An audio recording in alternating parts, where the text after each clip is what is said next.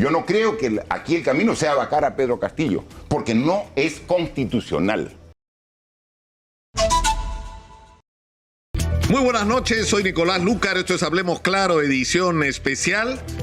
Como todos los domingos vamos a tener una entrevista con un solo personaje por una hora, y por esas cosas del destino, porque no habíamos pensado que las cosas iban a ocurrir así, está con nosotros el expresidente de la República, Martín Vizcarra. Martín, bienvenido.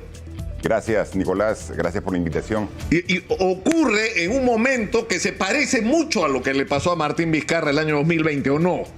Sí, es muy parecido en el inicio de este proceso, ¿no? Pero el fondo y el contenido sí es diferente. Claro, pero es decir, a Martín Vizcarra le aplican la vacancia presidencial. ¿Por qué? Porque hay un testimonio de un colaborador que dice que cuando fue gobernador regional recibió dinero.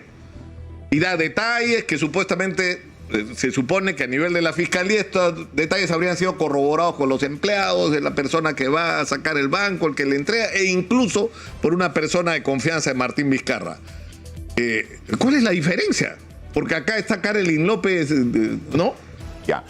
Mira, Nicolás, hay mucha diferencia. Para empezar, yo quiero sí rechazar la actitud de la fiscalía en general cuando filtra este tipo de investigación. O sea, está mal. No solamente es ilegal que la fiscalía filtre información, porque cuando lo hace, la fiscalía se convierte en un actor político, porque ese documento que lo filtra, que debe ser reservado, se puede usar con fines políticos. Y eso... No, pero puedes usarlo también para dinamitar la investigación. ¿Por qué? Porque no. Es decir, yo he estado indagando. ¿A qué hora llega el documento? Porque esto, ¿qué es lo que pasa? Hay una investigación en el equipo especial, en el lavado de activos, la gente que encabeza Rafael Vela. Y como están personajes a los cuales ellos no pueden investigar, el presidente y dos ministros, por lo menos hasta donde sabemos, esto tiene que ser notificado a la fiscal de la Nación. Hasta las 3:30 de la tarde no había entrado nada a la Fiscalía de la Nación. Entiendo que entre 3:30 y 4 entre el documento. Exitosa. A las 5 de la tarde ya lo tenía la gente de la República. Yo no digo, la pregunta es cómo es posible eso. Yo no digo o sea, eso salió de la Fiscalía de la Nación. ¿Con qué intención? Pero por eso. O sea, Nicolás, yo no te digo dónde está la ilegalidad. Te digo que la Fiscalía en general, no sé si el fiscal a cargo, que en este caso es una mujer fiscala, o es la fiscal de la Nación, no sé. Pero filtran documentos con una intencionalidad política. Y eso está sumamente grave, porque convierte la Fiscalía en un actor político. En mi caso, el 12 de octubre del año 2020, se filtra una declaración de un aspirante colaborador eficaz. Y menos de un mes soy vacado. Igual, se tiene que rechazar, condenar esa filtración. Pero mira, esta filtración es en base a un dicho de un colaborador eficaz, pero que hasta la hora, el día de hoy, no ha sido corroborado. O sea, hasta el día de hoy. ¿Hasta el día de hoy? Hasta el día de hoy pero si se supone que eso fue cruzado con información de diversas personas. Y incluso hubo una declaración en el mes de diciembre del 2020, donde la Fiscalía dice ya tiene listo la acusación. Mire, ya estamos 2022. Estamos por terminar el mes de febrero y no hay absolutamente nada. En cambio ahora hay una colaboración eficaz de esta señora Karelyn López. El hecho que se haya filtrado también es condenable, porque nuevamente la Fiscalía se convierte en actor político. Pero aquí la diferencia es que si hay hechos previos que se pueden corroborar. O sea, el hecho de los $20,000 en el baño de Palacio, el hecho de la licitación del puente Tarata del Ministerio de Transportes, que ha sido incluida en esta declaración de esta colaboradora, que luego ha tenido que ser eliminada. La licitación de la compra del biodiesel de Petroperú, que también, o sea, extrañamente con un solo postor y luego ha tenido que revertirse. Todo esto se ha dado al revés. Primero están los hechos delictivos y viene una persona que dice que el presidente intervino en ello. Pero para tomar decisión, o sea, ¿qué hacer? Hay que corroborar, ¿no? Pero los hechos son gravísimos y... Claro, pero Martín Vizcarra ha reclamado durante todos estos meses, es más, entiendo que ha sido en instancias internacionales, ¿no? Sí. Lo que tú dices es, tu vacancia fue inconstitucional, fue ilegítima, así como lo fue tu inhabilitación. Pero tú estás pidiendo que le hagan eso que te hicieron a ti, a Pedro Castillo. En absoluto, es completamente diferente. Yo no creo que aquí el camino sea vacar a Pedro Castillo, porque no es constitucional. O sea, vacar a Pedro Castillo no es constitucional. Por eso el planteamiento que yo hago, o sea, que he sufrido este proceso inconstitucional de vacarme, no es que el Congreso lo vaque al presidente Castillo a pesar de la gravedad de los hechos que están siendo denunciados, sino que el propio presidente Castillo, una vez que se corrobore, tenga la decencia, por el respeto a todos los peruanos, de dar un paso al costado. Y que luego de ello, no es que, porque ya tienen listo en el Congreso también un proceso para buscar la desacreditación y la vacancia de la vicepresidenta. Entonces el objetivo de los grupos de derecha del Congreso es quedarse con la presidencia de la República, cosa que los peruanos no hemos votado. Los peruanos no hemos votado para que los grupos de Para derecha... que Mari Carmen Alba sea presidenta, que además ella aparentemente está preocupada por los tiempos, porque el 28 de julio deja de ser presidenta del Congreso. Y quiere correr, ¿no?, para poder ser... Antes del 28 sí, tiene que ocurrir todo. Ella quiere emular a su colega que Merino. O sea, quiere emularlo. Exitosa. Pero mira, aquí la solución no es vacar, porque sería otra vez, a pesar de la gravedad de los temas que se están denunciando, primero hay que corroborarlo. Claro, pero el problema es que el procedimiento para la corroboración supone que la Fiscalía haga la investigación sobre el presidente de la República ahora, no el 2026, que es lo mismo que pretendían hacer en el caso de Martín Vizcarra. No, hay elementos, hay indicios, pero ya veremos cuando termine su mandato. No, pues. No, cuando hay indicios, cuando hay señalamientos de esta naturaleza, por el bien de la moral pública, la gente necesita la verdad ahora. Totalmente. No cuando sea políticamente conveniente. Totalmente de acuerdo. Pero ya te he explicado, Nicolás, y quiero que quede claro, que hay una gran diferencia en este proceso de los hechos que se dijeron en el caso de mi vacancia y los hechos que se están denunciando ahora, porque están ahí las licitaciones. Están las licitaciones y ahora siguen saliendo más licitaciones, más de 500 millones solamente en un ministerio. Que dicho sea de paso, mañana se cumple 7 meses del actual gobierno de Pedro Castillo. 4 gabinetes. Así en los 19 ministerios, todos han cambiado y han rotado. Solamente en 2 se mantienen permanentes, inalterables.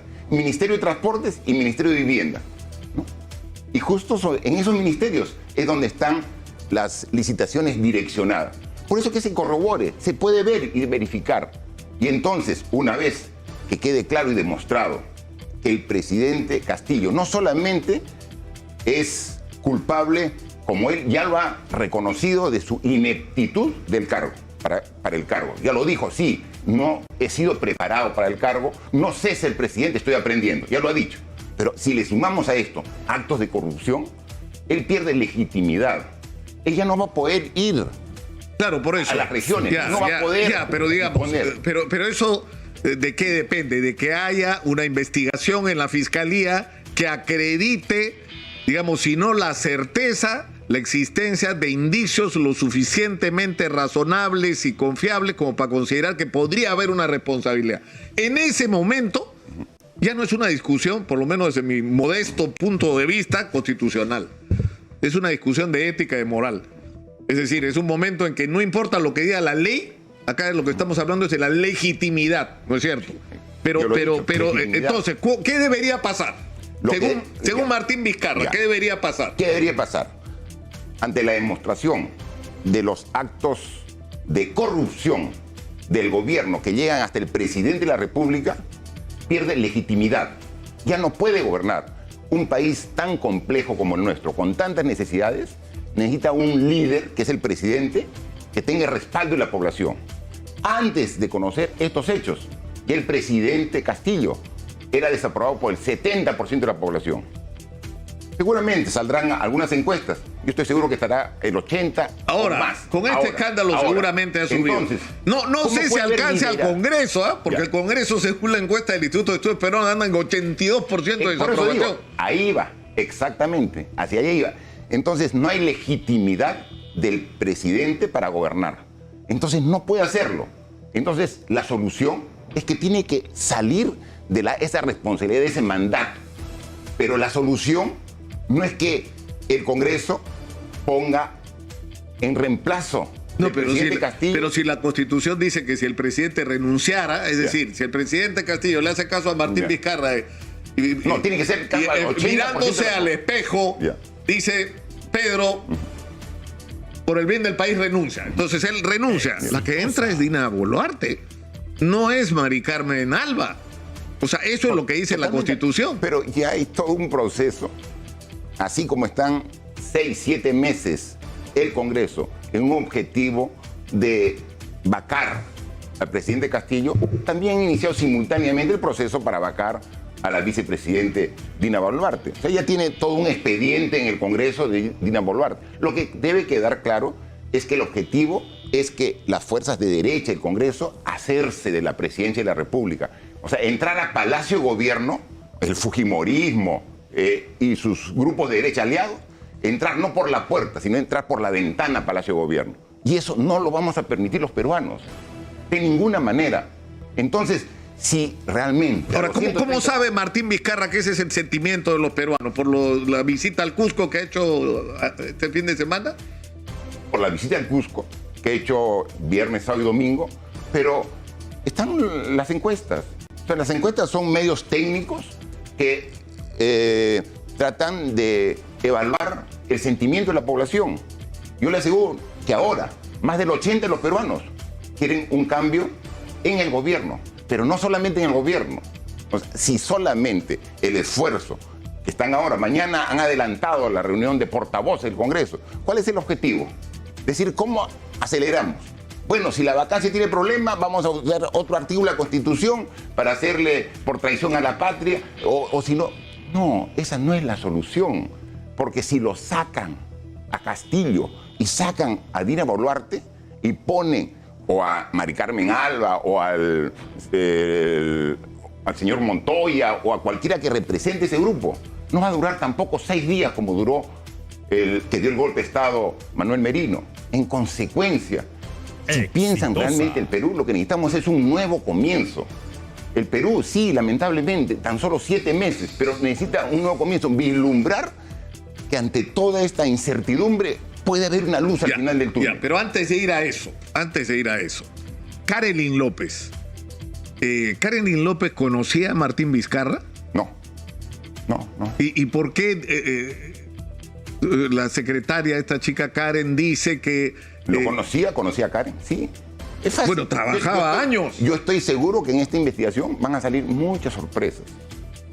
Sí, y Karen López seguramente va a ser también responsable no solamente de la caída del presidente Castillo, sino indirectamente de la caída de mi presidencia. Porque efectivamente Karen López trató de llegar al gobierno mío, al gobierno de Martín Vizcarra, y nunca llegó. Llegó hasta la secretaria. Y ahí se quedó. Yo no la conozco. Nunca ha hablado conmigo. Nunca ha intervenido para ningún obra, licitación, proceso. ¿Cuántas veces ha entrado Karen López a Palacio de Gobierno para hablar con el presidente Castillo? ¿Cuántas veces ha hablado fuera del Palacio de Gobierno, en Breña, en el pasaje Zarratea? ¿Cuántas veces? Ni una sola vez conmigo.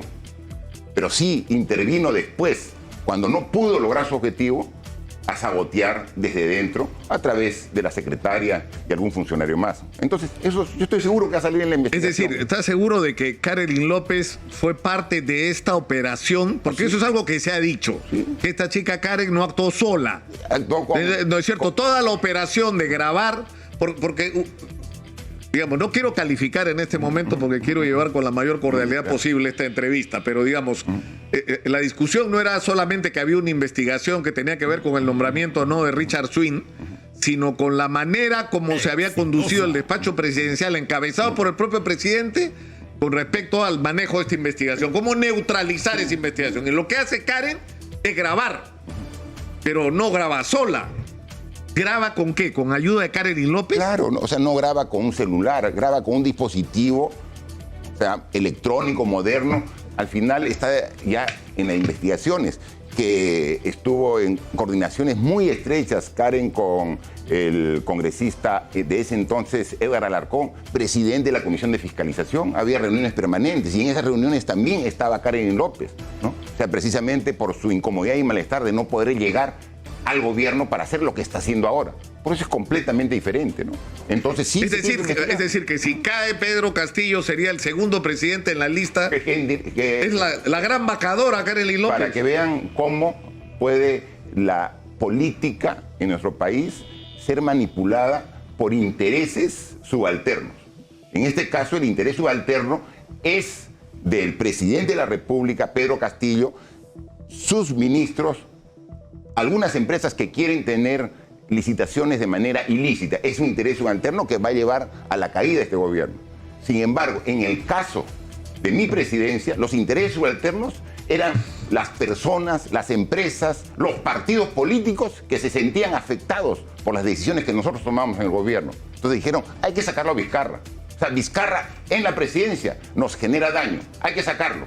Y encontró el canal a través de la secretaria, de Karelyn, de Alarcón, pero detrás de ellos estaban grupos, obviamente, con intereses que las decisiones... Ahora, ¿alguna vez has pensado, Martín, qué pasaba?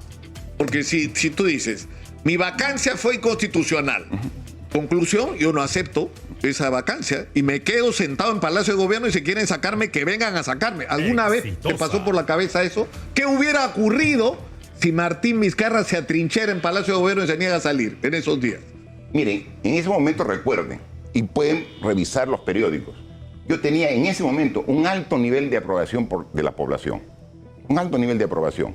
O sea, yo podía quedarme y atrincherarme y decir, vamos a medir fuerzas con las fuerzas de oposición, pero esto se generaba una confrontación de las instituciones a una confrontación a la calle.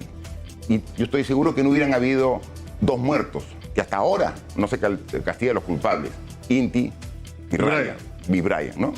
Si no, habrían muchos más. Entonces yo siempre las decisiones las tomo pensando en el Perú. Yo no puedo poner, por querer quedarme, aferrarme a un cargo, poner en riesgo la vida de muchos peruanos y la inestabilidad política que se iba a generar. Entonces yo tomé un acto que se basa en el desprendimiento, que es lo que le pido ahora al Congreso, a los 130 congresistas. Yo sé que han salido muchos con la expectativa de estar 5 años. Y como dicen, no, es que ya hay algunos congresistas que se han endeudado por los 5 años. ¡Qué lástima! ¡Qué lástima por ellos! Pero primero es el Perú. Pero el tema, Martín, es que lo que tú estás pidiendo es que renuncie Pedro Castillo, que renuncie Dina Boluarte y que renuncien los congresistas a continuar su mandato y que se convoquen elecciones adelantadas. Es que la misma Constitución dice que el cargo de congresista de la República es irrenunciable. En consecuencia, lo que tiene que hacerse son elecciones generales. Esa es la salida. Si no pero esas elecciones generales solo se pueden hacer desde el punto de vista de la... Yo he sido recontra crítico a esta Constitución del 93, que me van a disculpar sus autores, un mamarracho. Sí, o sea, y todas las semanas andan cambiándole algo porque está tan mal hecha que hay que cambiarla. Está parchada por todos lados. Pero es lo que tenemos. Y hay que cumplir. Y es lo que todos tenemos que cumplir. Y hay que cumplir. Y esta Constitución dice que para que se puedan producir elecciones adelantadas tiene que ocurrir una situación donde, por la razón que fuera, salen el presidente y sale la vicepresidenta en este caso. Por eso, solo en esas circunstancias. Estamos en una situación tan grave que se requiere ahora un acuerdo político, donde desde Perú Libre hasta Renovación Popular, o sea, los extremos, así como se han puesto de acuerdo para tirarse abajo a la SUNEDU, o sea, para intereses tan particulares, pónganse de acuerdo por el Perú. Pónganse de acuerdo por el Perú. Se necesita un acuerdo político. Sí, efectivamente. Que se vayan todos y un nuevo comienzo. Que se vayan todos. O sea, ahora sí quiero ir en la dirección que quería ir antes de terminar esta primera hora, porque vamos a hacer un corte a las 8:30. Martín Vizcarra está inhabilitado. O sea, no solamente fue vacado, sino está inhabilitado, no puede ejercer la función política. ¿En qué está eso? Mire, o sea, Martín Vizcarra está peleando por su reivindicación, porque le devuelvan el derecho a hacer política en el Perú, a optar por un cargo público. No, pero no solamente a optar a futuro por un cargo público, sino yo ya tengo 7 meses de congresista inhabilitado. Yo represento el sentir de 208,000 ciudadanos, hombres y mujeres, que dijeron, quiero que tú me representes, Martín, en el Congreso. Tu voz va a ser la voz de los 208,000. Eso me han pedido a mí. Y soy el candidato al Congreso con la más alta votación. Exactamente igual que en la vacancia, que desde el 12 de octubre al 9 de noviembre forzaron la Constitución para pisotearla y vacarme. Yo soy electo el 11 de abril del año pasado, congresista de la República. Y 5 días después, el 16, el Congreso me inhabilita. ¿Y qué dice la Corte Interamericana de Derechos Humanos? Que eso no es posible. Por eso es que hemos presentado nosotros, y acá está el documento. Ah, pero no lo dice específicamente, lo dice en términos genéricos. Pero hay jurisprudencia. Gustavo Petro. El exalcalde de Bogotá, candidato a la... Fue alcalde de Bogotá. Y posiblemente sea el próximo presidente claro, de Colombia. Él sale electo alcalde de Bogotá y lo inhabilitan. Él va igual, presenta una medida cautelar a la Corte Interamericana y lo repone. Pero cuando lo repone, ¿qué dice la Corte? Dice que tiene que reponerlo el Estado de Colombia en su cargo, porque un cargo de elección democrática solo puede ser inhabilitado por sentencia penal del Poder Judicial. ¿Y a mí qué sentencia penal tengo? Ninguna. ¿Qué juicio tengo? Ninguno. O sea, me han vacado porque simplemente no quería que sea una opción política dentro del Congreso. O sea, quieren callarme. Y no pueden callarme. Ayer estuve en el Cusco, sintiendo la manifestación de la ciudadanía. Y no me van a callar, escuchando y diciendo que tenemos opciones. Entonces, si Martín Vizcarra logra que la Corte Interamericana le pegue un jalón de orejas al Estado peruano y le diga, señores, tienen que devolverle al señor Vizcarra primero su cargo de congresista y segundo, invalidar su inhabilitación. Así es. ¿Eso qué significa? Que el nuevo comienzo para Martín Vizcarra, traducido al idioma vizcarrista, ¿qué sería? ¿Vizcarra presidente? No. ¿Va a ser candidato a la presidencia Martín Vizcarra? No en el idioma vizcarrista, sino en el idioma jurídico. En el idioma jurídico está bien, pero cuando Vizcarra regresa a un cargo en el cual 7 meses, de manera injusta, no está desempeñando, congresista de la República. Y yo como congresista de la República sustentaría en el hemiciclo, en el Congreso, la posición que estoy diciendo aquí como ciudadano. Es decir, nos vamos todos. Yo diría, mira, ustedes están 7 meses, yo no importa que esté aunque sea 15 días, pero hagamos las cosas por el bien de todos. Ya, está bien, pero eso es el primer capítulo. Pero cuando tú dices, el Perú necesita un nuevo comienzo, que no estemos, por lo que interpreto, ¿no? Que no tengamos que escoger entre Keiko y Castillo como nos pasó el 6 de junio. Así es. Ya, que esa no sea nuestra opción. Pero ese nuevo comienzo, ¿qué significaría? ¿Martín Vizcarra candidato a la presidencia, sí o no? Puede ser como una alternativa más. Pero sí, ¿es sí o no, pues, Martín? No, es que yo tengo la voluntad de seguir sirviendo a mi país. O sea, tengo no solamente un deseo, sino yo siento que es una obligación moral para con mi patria seguir sirviendo al país. Y si para ello tengo que postular a la presidencia y tentar, si es que el pueblo elige la alternativa de Martín Vizcarra presidente, lo voy a hacer. Pero finalmente el pueblo es el que va a elegir. El pueblo eligió a Pedro Castillo por una diferencia de 40.000 votos. Su elección es legal y legítima, pero en 7 meses él mismo ha dinamitado su presidencia con los actos de corrupción. No solamente con su incapacidad, que la ha aceptado, sino con los actos de corrupción.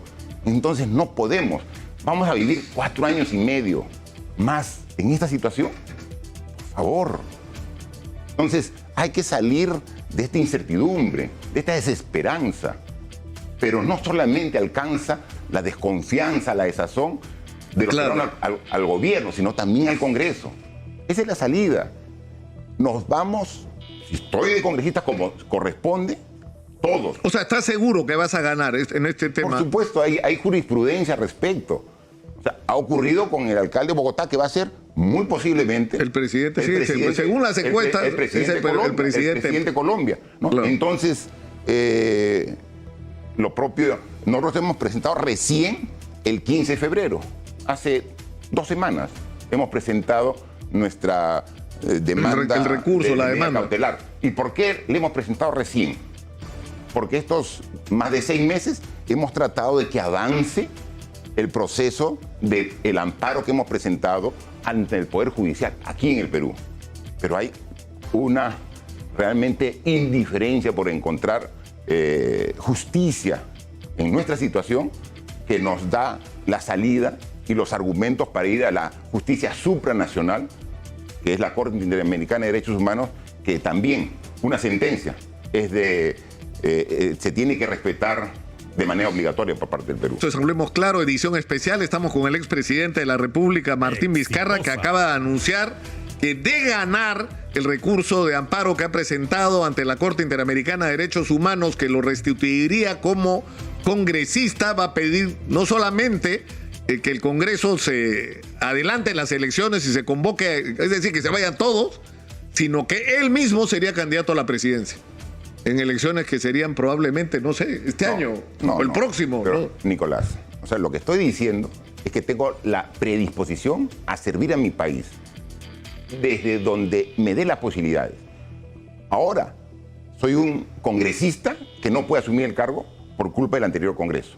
Y quiero asumir para tomar como congresista las mejores decisiones en bien del país. Y yo creo que ahora la mejor decisión del Congreso es un adelanto de las elecciones, pero generales, no adelanto de elecciones, como ya lo han dicho algunos congresistas. Sí, vamos a adelantar las elecciones, pero solamente para el presidente. No, es para todos. Además, eso no lo permite la Constitución. No, pero lo interpreta como quiere la Constitución, porque tiene que decir así expresamente, ¿no? Entonces lo interpreta como quiere. Entonces, esa es mi función, servir. Ahora, ¿cómo serviría? ¿Y a qué estoy peleando? Yo estoy peleando mi derecho constitucional de ser congresista, pero también el derecho de 208,000 ciudadanos que dijeron que votaron por Martín Vizcarra. Ya, ese es un caso. Luego, segundo tema, para que verá adelante, primero que nada, nosotros estamos en proceso de formación un partido que es Perú Primero, pero no existe todavía el Partido Primero. Entonces no hablemos todavía, no nos adelantemos. O sea, no va a ser con una alianza, va a ser con su propio partido. Obviamente. Estamos en proceso de formación, un partido Perú Primero. Tenemos mucho respaldo, tenemos muchas adhesiones, muchos afiliados. Solamente en Cusco, ya ayer hemos verificado la conformación de 13 comités provinciales en cada una de las provincias de Cusco. Yo simbólicamente he juramentado en Cusco ayer a 2, de Cusco, provincia capital, y de Calca. Pero obviamente ya no tenía el tiempo para recorrer las otras 11 provincias. Entonces estamos en un proceso, ¿no? Entonces, si se da la coyuntura para postular, siempre y cuando se dé el partido, o sea, todavía hay mucho camino por delante, yo estoy donde pueda servir a mi país, ¿no? Entonces, si se dan las condiciones, sí, podría ser, no lo descarto. Pero ese no es el objetivo. El objetivo es lo mejor para el país. Y lo mejor para el país son elecciones generales. Ante la situación de desesperanza e incertidumbre que hoy tenemos la gran mayoría de peruanos. De acuerdo. Ahora, vamos a ver los problemas que Martín Vizcarra tiene que resolver para lograr sus objetivos. Es decir, el primero tiene que ver con Richard Swing. O sea, ¿por qué desde mi punto de vista, mi modesto punto de vista personal, es importante Richard Swing? Porque Richard Swing, en la manera como se ha construido el aparato del Estado en el Perú, no es la excepción, es la regla. Lamentablemente. O sea, llega alguien al gobierno y se siente con el derecho que todo aquel que haya participado en la campaña, apoyado en la campaña, financiado en la campaña o hecho algo en la campaña, tiene derecho a ser parte del aparato del Estado. Y lamentablemente eso es lo que nos ha llevado a construir un aparato de Estado donde hay un montón de gente ineficiente y en demasiados casos corrupta. Es decir, que está ahí para aprovechar que el partido llegó al gobierno y para levantarse todo lo que puedan los 5 años que el partido estará ahí. Lo han hecho todos. Y la crítica al profesor Castillo, que prometió que las cosas iban a ser diferentes. Pero Richard Swing era eso, Martín. ¿O no? Mira. Exitosa. Yo estoy absolutamente de acuerdo contigo en que hay muchas cosas que debe cambiar en la conducción del país. En los 3 niveles de gobierno, porque estamos hablando ahora del gobierno nacional. Pero si vemos cómo se replica esa situación en los gobiernos regionales y en los municipios, o sea, entra un nuevo alcalde o un nuevo gobernador y cambian todos. Y como a veces no pueden cambiar, entonces ingresan y se va inflando la planilla del Estado. Y cuando se infla la planilla del Estado, hay menos plata para hacer la carretera, para hacer el agua potable, para hacer la dinamización de la agricultura, en fin. Entonces, durante mi gobierno, hemos trabajado contra esa situación. Está en investigación un caso, que se investigue. Para nosotros, en ese proceso vamos a demostrar. Pero ¿por qué es tan difícil, Martín, para los políticos decir sí, fue un error, es una práctica común que hay que desterrar, me equivoqué, discúlpeme? Pero no es así. ¿Por qué es tan difícil? Pero no es el caso. Yo, acciones equivocadas que he tomado como todo ser humano, yo siempre he hablado de frente a la población. ¿Recuerdan en el momento de la pandemia? O sea, cuando había una incertidumbre mundial, o sea, yo todos los días daba la cara diciendo, esto es lo que ha ocurrido, cuántos contagios, cuántas personas han fallecido, todos los días. Yo siempre he hablado directamente y varias veces he dicho, sí, me equivoqué. Y hablando de la pandemia, hubo el tema del ensayo de la fase 3 de Sinopharm. Tú mismo has entrado al tema, porque yo lo voy a meter más adelante. Pero es que yo no tengo miedo en hablar de todos los temas. Pero terminemos lo... Es que te digo de que, ¿por qué es tan difícil? Sí, pues los políticos es muy difícil disculpar. Yo sí me he disculpado. Pero Martín, ¿por qué es trascendente? Es que la tragedia nacional, es decir, hoy el Perú tiene una oportunidad como pocas veces en nuestra historia, porque se ha repetido pocas veces. Y esa oportunidad que es el superciclo, como le dicen los especialistas en el precio de los minerales, que nos abre la posibilidad de que nuestros ingresos se multipliquen por 2, por 3, por 4 veces. Es decir, puede ser una locura desde el punto de vista de los ingresos que el país podría recabar si hacemos las cosas bien. El año pasado, pero trayendo 13 mil millones de dólares de sobreganancia, o sea, de sobrefacturación de la minería. 13 mil millones. Pero eso es a lo que voy. Entonces tú tienes esa oportunidad. Entonces, una de las cosas que hay que hacer bien en el Perú es atraer la mayor cantidad de inversión para la minería, y respetando los estándares ambientales, y junto con eso resolver el problema social desde el primer día. Así es. Empieza la operación minera y empieza a cambiarle la vida a la gente. Pero si tú tienes eso y recaudas muchísimo, si no tienes un aparato del Estado eficiente y honesto, estamos muertos. Porque vamos a perder otra vez el tren de la historia. Totalmente. Y por eso es importante Richard Swing, Martín, por eso. Porque no es a Richard, necesitamos especialistas, gente calificada, los mejores en cada lugar. Mira, pueden ustedes evaluar la gestión de 2 años y 8 meses que yo he estado en encargo de presidencia. Los ministros, los viceministros, los directores generales, gente competente. Muchos de ellos que yo por primera vez conocía como presidentes, muchos, la gran mayoría, porque se buscaba personal competente, profesionales que independientemente de qué partido sean, colaboren con el Perú. O sea, eso lo hemos trabajado. O sea, no ha habido, y pueden verlo ustedes, conversar, que sea en función de qué partido es. Porque yo no tenía partido. O sea, ese era uno de los grandes cuestionamientos y tragedias que hemos vivido durante mi gobierno. Porque el partido no existía. El partido Peruanos por el Cambio, PPK, ya no existía. No teníamos bancada. En el gobierno eran 4 o 6 congresistas. Entonces no había gente que pida por un, llamemos, algún interés partidario. O sea, no ha habido. Por eso, que se investigue. O sea, ha habido, puede ser que no haya cumplido las características y condiciones para el cargo que tomó, que lo investigue. Claro, o sea, pero Martín, es que yo estoy tratando de ir más allá de lo que puede ser la responsabilidad penal. Si no hay una reforma en el aparato del Estado en el Perú que tiene que implicar meritocracia, reducción al mínimo de los cargos de confianza y ser absolutamente implacables con respecto a los trámites, a los procedimientos, es decir, si no hacemos eso, el Perú no va a cambiar. Estoy totalmente de acuerdo contigo. O sea que eso del nuevo comienzo no va a ocurrir nunca. Estoy totalmente de acuerdo contigo. Yo ayer estaba en Cusco y se reunían profesionales, pero este no va a ser otro partido más, que todas las decisiones se toman en Lima, cuando hay gente competente en las regiones, y hablaban precisamente, o sea, de las experiencias, y decían, se están haciendo obras importantes que nosotros hemos trabajado ahí en Cusco, pero vienen consorcios internacionales y que a veces traen hasta el chofer de otro país. Y entonces dice, acá hay gente competente.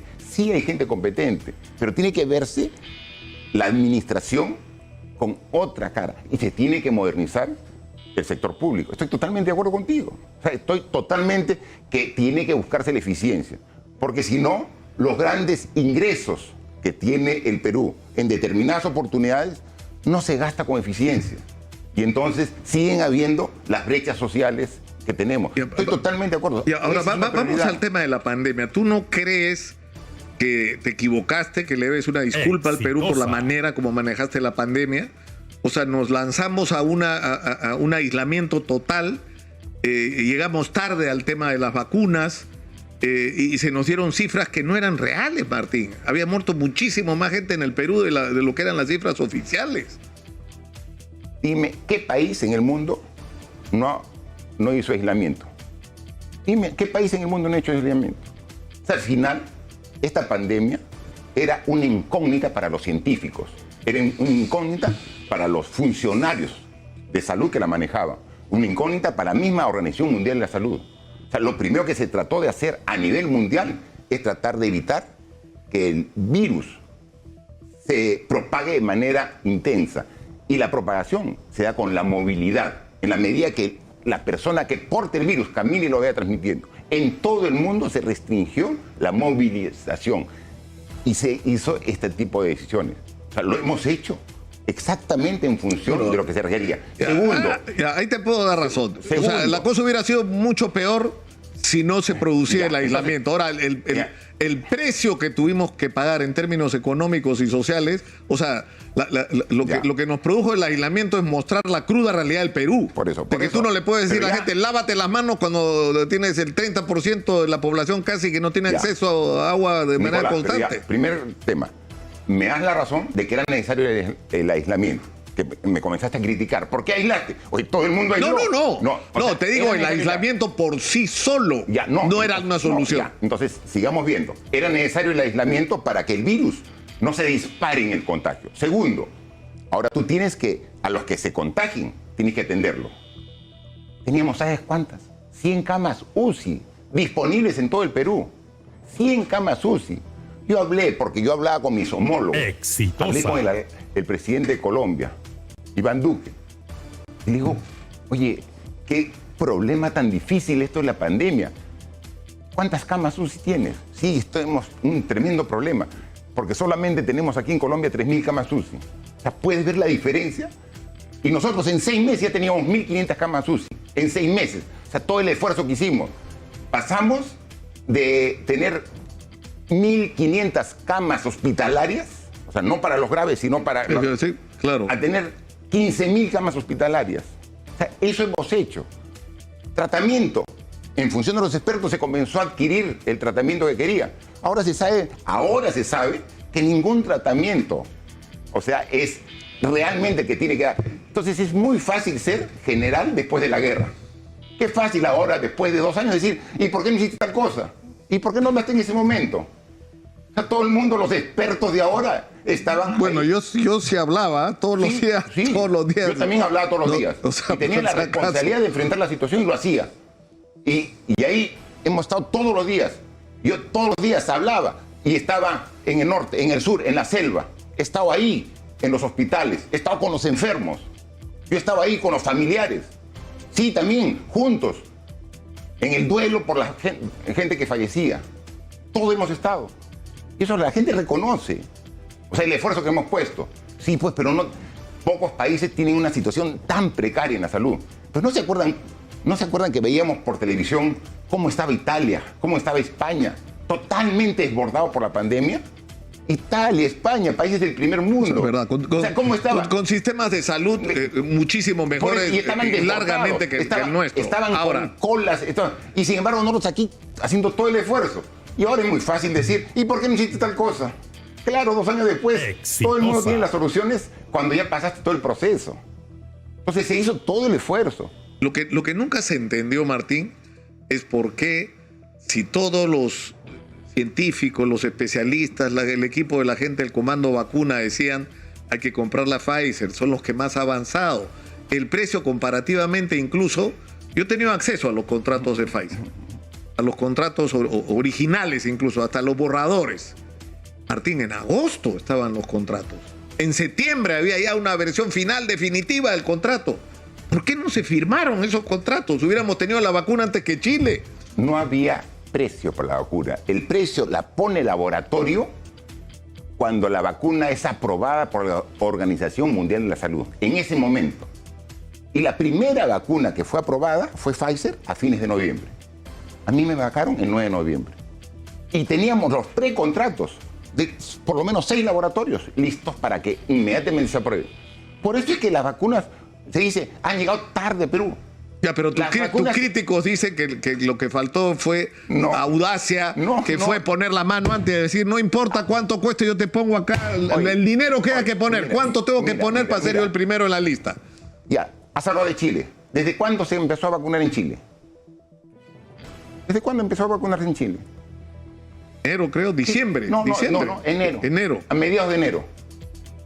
¿Cuándo llegó el primer lote de vacunas al Perú? El 7 de febrero. 3 semanas después. O sea, tú dices, ¿no fue mérito de Sagasti? Oye, ya estaba todo el proceso. Miren, la primer ministra de presidente Sagasti era... ¿Recuerdas el nombre? Pilar Macetti. No, primera ministra. Ah, la primera ministra. Claro. Ella, en su informe de gestión, cuando sale, al final reconoce todo lo que ya había encontrado en la gestión de Vizcarra para poder comenzar a vacunar en el mes de febrero, ¿no?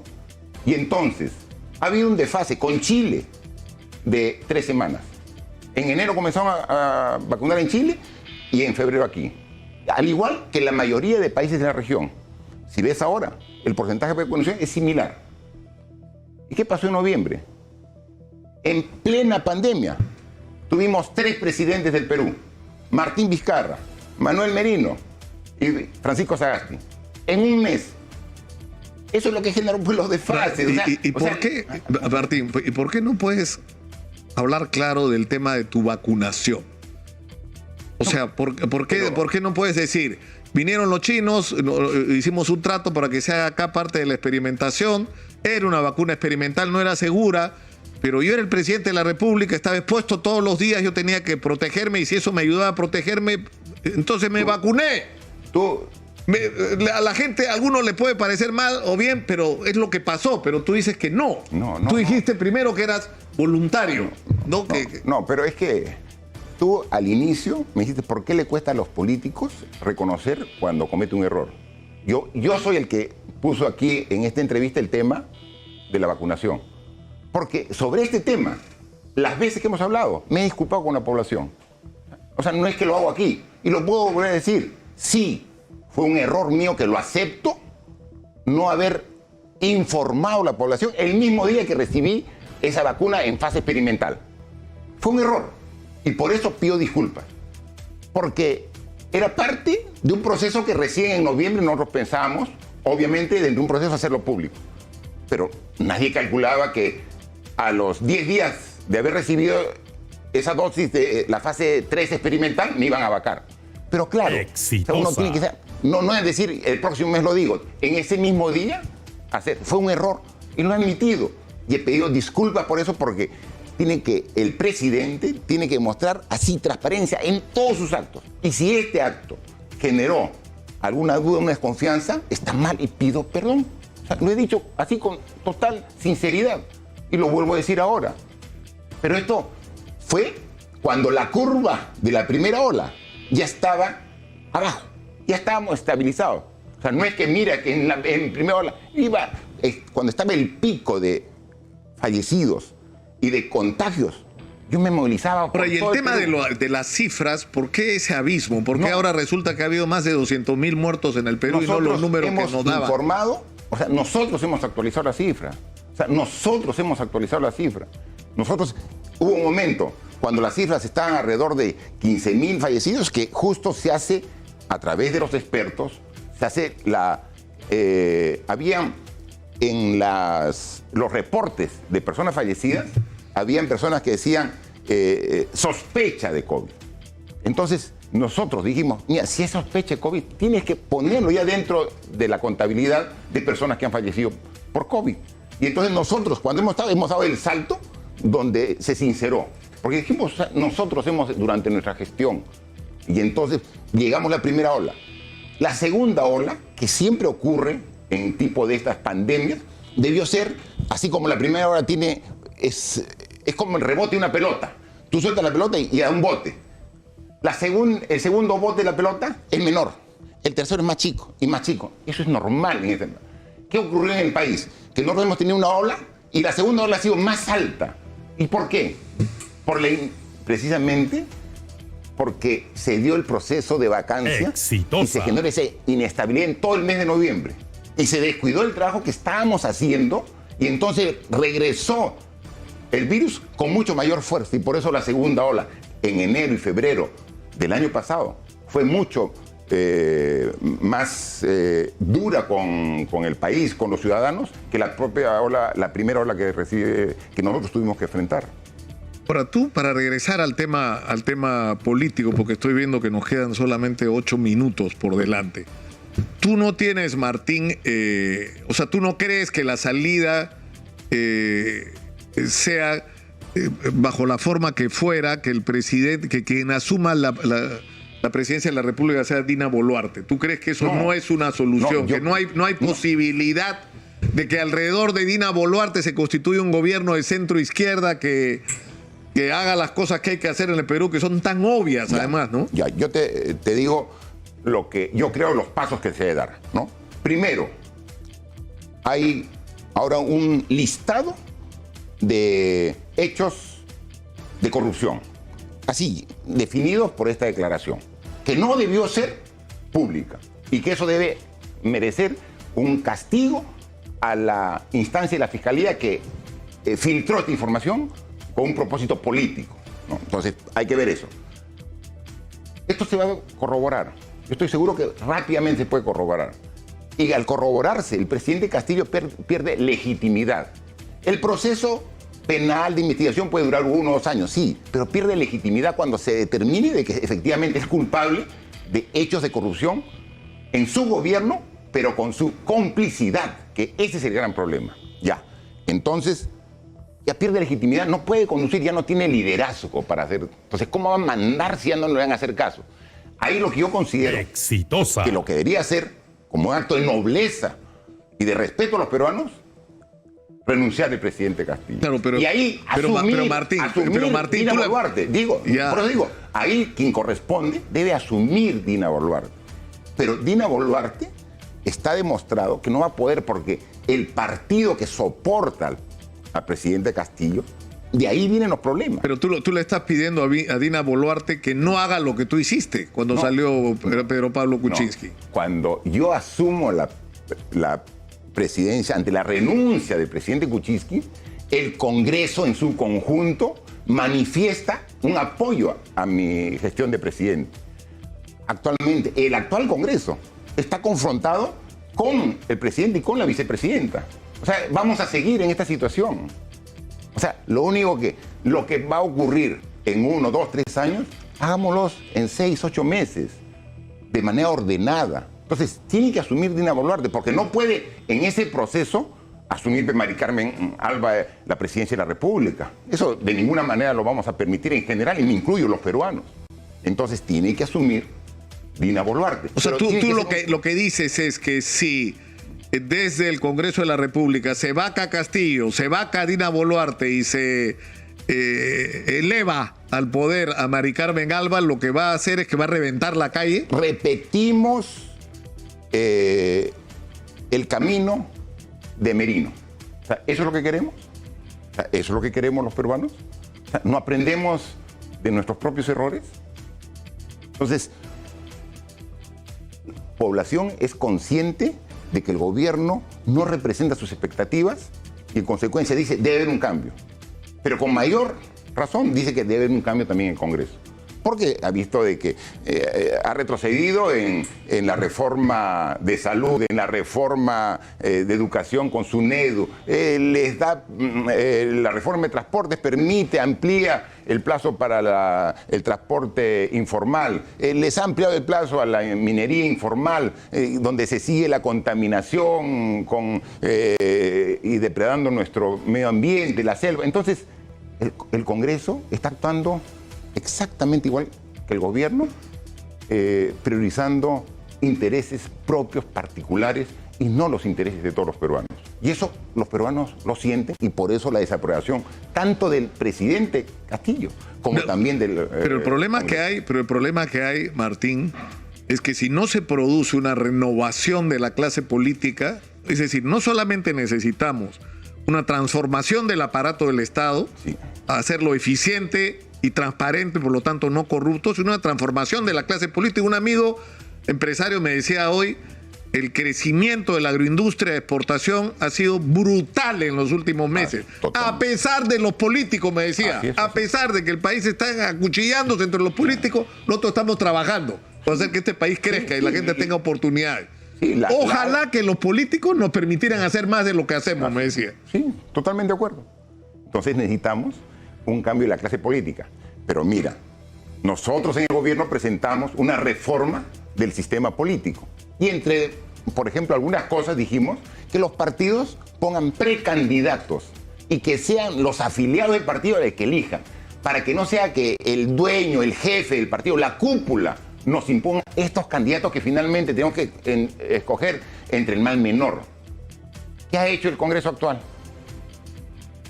Esa medida que es por ley, dice no, por el COVID lo hacemos para las próximas elecciones. Entonces ahora los alcaldes, los candidatos a alcaldes y los candidatos a gobernadores regionales van a ser puestos prácticamente a dedo por los jefes de los partidos. Me pregunta, tenemos que terminar, Martín, con una pregunta que me llega de la gente. Me dicen, ¿de qué vive Martín Vizcarra? Pregúntale. Yo, antes de entrar a la política, que yo estoy 10 años en política, estoy desde el año 2011, donde fui electo, yo agradezco siempre la confianza de mis paisanos en Moquegua, que fui electo gobernador regional de Moquegua. He estado 20 años en la actividad privada, en la actividad de construcción. Yo soy ingeniero civil, fruto de la educación pública. Yo vengo de la gran unidad escolar Simón Bolívar, mi primaria y secundaria en Moquegua, y la Universidad Nacional de Ingeniería, la UNI, ingeniero civil. Y he hecho un desarrollo de 20 años en mi actividad privada. Y yo he hecho un ahorro, no gran cantidad, que me permite precisamente estar este paréntesis, ¿no? Porque yo debería estar ahora recibiendo mi sueldo de congresista, ejerciendo el cargo. No lo recibo. ¿Y recibe sueldo de presidente? No recibo, no he pedido. Se supone que a los presidentes les corresponde una pensión vitalicia que es equivalente al sueldo de un congresista. Lo ha pedido Sagasti, que ha estado 7 meses en el cargo. Le ha pedido la pensión vitalicia Merino, que ha estado 6 días en el cargo. Yo he estado 2 años y 8 meses y no le he pedido, porque me siento en la capacidad de ganarme mi sustento y la de mi familia con mi trabajo. Tenemos que terminar con esto. Muchas gracias, Martín, por estar al contrario, con nosotros esta noche. Yo me despido hasta mañana. Nos reencontramos en la edición regular de Hablemos Claro. A las 8 de la mañana va a estar fuerte el programa del día de mañana. No se lo pierdan. Muy buenas noches.